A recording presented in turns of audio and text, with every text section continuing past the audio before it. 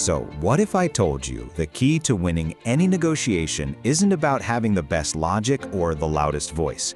What if it's really about understanding the hidden, psychological drivers of the person sitting right across from you? Well, that's exactly what we're diving into today, the powerful art of psycho-behavioral negotiation. I want you to think about this for a second. Have you ever been in a meeting, you've laid out a perfectly logical case, point by point, and the response you get is just completely illogical? It's super frustrating, right? Well, that frustration actually points to a surprising truth about how all of us, and I mean all of us, really make our decisions.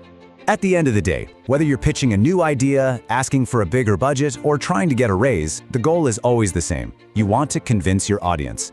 But what if the most logical, data-driven argument isn't actually the most persuasive one? What if there's a better way? Okay, I know what you're thinking. Manipulated? That's a really strong word. But look, this isn't about being sneaky or pulling fast ones on people. It's about deeply understanding human nature, so you can guide the conversation to a better outcome for everyone involved and do it so smoothly and effectively they won't even see the strings. This all leads us to the core challenge that honestly every single one of us faces in our professional lives. You see, we tend to think of negotiation as this big, scary, formal event that happens once in a blue moon. But the reality, it's something else entirely. Just think about it. Every project deadline you discuss, every new responsibility you take on, every single interaction you have with a client or even a colleague, it's all a form of negotiation. Your ability to navigate these little moments, these everyday conversations, is a huge and, frankly, often overlooked key to your success. All right, so let's get back to that frustrating feeling. Why does it so often feel like you're talking to a brick wall even when you know your points are rock solid? Well, the problem probably isn't your logic. It's that you might be speaking the wrong language altogether. Here's the fundamental truth we have to wrap our heads around. We are not purely logical creatures. Not even close. We're driven by all these hidden biases, gut feelings, and emotions. So when you show up to a negotiation armed with only pure logic, you're basically trying to fit a square peg into a round hole. It's just not going to work. But here's the cool part.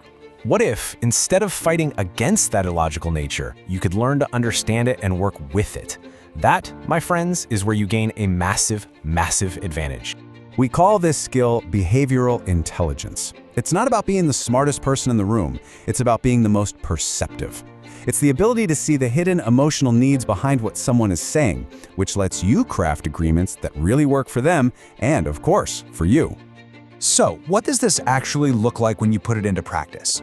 Well, this whole approach gives you a brand new toolkit, one that's filled with strategies that go way, way beyond just haggling over a price. And this toolkit, it's built on some rules that might seem a little counterintuitive at first. For instance, you gotta watch out for the salami effect. That's when someone gets you to agree to a series of tiny little requests until you realize you've given away the entire farm one thin slice at a time. And another huge one, listen more than you talk. Seriously, if you just stay quiet, the other person will often tell you exactly what you need to know to build the perfect deal. You know, probably the biggest shift is moving away from this old-school competitive win-lose mindset where one person has to lose for the other to win. That's a short-term game, and it often burns bridges. The real power, the sustainable power, is in creating a win-win situation. Because you're not just closing a single deal, you're building a relationship for the future. You'll also learn to master 5 completely distinct negotiation styles. See, most of us just default to 1 or 2 that we're comfortable with.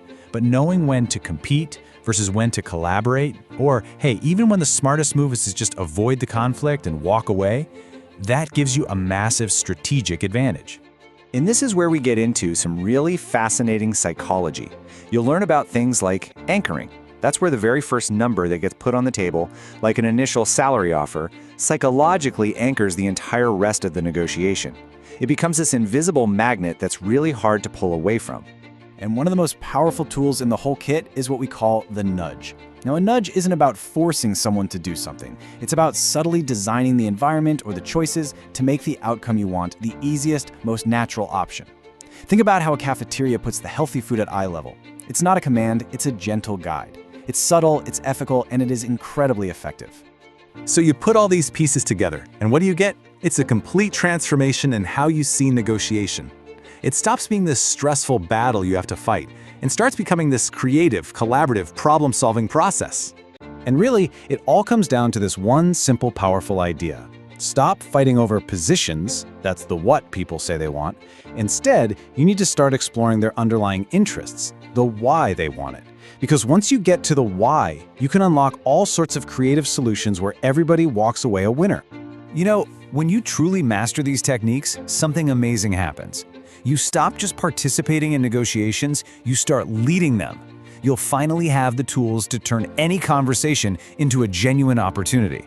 So the only real question left is, are you ready?